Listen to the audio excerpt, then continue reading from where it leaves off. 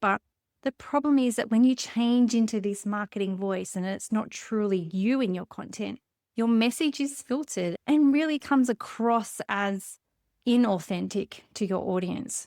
And when you put on this marketing voice, your content begins to sound like everyone else. And that means that your positioning weakens, your message just blends in with everyone else's, and you end up competing on tactics instead of your perspective or your thought leadership, which is really important.